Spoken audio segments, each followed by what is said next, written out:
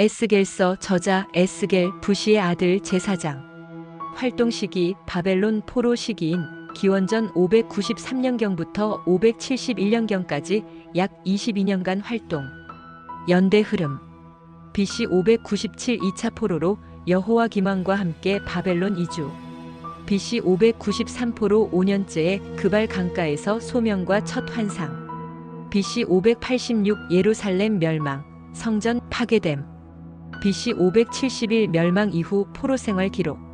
내용 요약. 에스겔서는 바벨론 포로 시기에 제사장 에스겔이 본 환상과 예언의 말씀을 담은 책으로 이스라엘의 심판과 멸망, 주변 민족들에 대한 심판, 그리고 이스라엘의 회복과 새 성전의 소망이라는 세 가지 큰 주제를 중심으로 구성되어 있습니다. 에스겔서의 주요 내용. 1. 이스라엘의 멸망 전에 받은 심판 예언 1에서 24장. 에스겔의 소명과 사명. 하나님께서 에스겔을 선지자로 부르시고 이스라엘 백성에게 하나님의 말씀을 전하라는 사명을 주시는 내용입니다. 예루살렘의 죄악과 심판. 이스라엘 백성과 지도자들의 우상 숭배, 불순종, 사회적 불애 등 죄악을 지적하고 이로 인해 예루살렘이 멸망할 것을 예언합니다. 상징적 행동과 환상.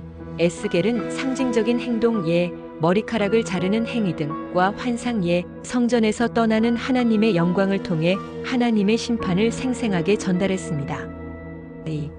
이방 민족에 대한 심판 25에서 32장. 이스라엘 주변의 국가들 암몬, 모압, 에돔, 블레셋, 두로, 시돈, 애굽 등이 이스라엘을 괴롭히고 하나님의 백성을 조롱했기 때문에 받을 심판을 예언합니다. 3. 이스라엘의 멸망 후 회복과 새로운 성전 약속. 33에서 48장. 회복의 약속. 예루살렘 멸망 이후 하나님께서 이스라엘 백성을 다시 회복시키고 새로운 마음과 영을 주실 것을 약속합니다. 마른 뼈 환상.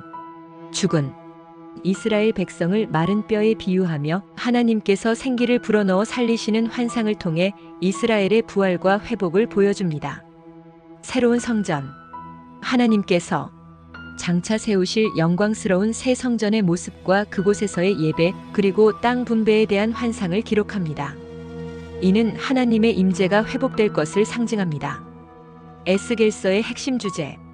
하나님의 거룩함과 영광. 에스겔은 시종일관 하나님의 거룩함과 영광을 강조하며 이스라엘의 죄로 인해 하나님의 영광이 어떻게 더럽혀졌고 어떻게 회복될 것인지를 보여줍니다.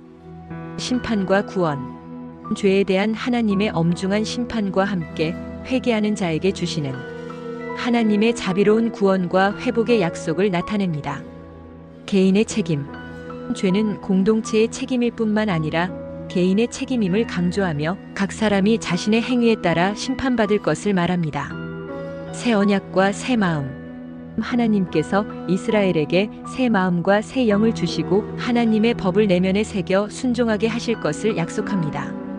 에스겔서는 상징과 환상이 많은 독특한 예언서이지만 인간의 죄악에 대한 공의로운 심판과 철저한 회개, 그리고 하나님의 신실하심에 근거한 회복과 새 출발의 희망이라는 일관된 메시지를 담고 있습니다.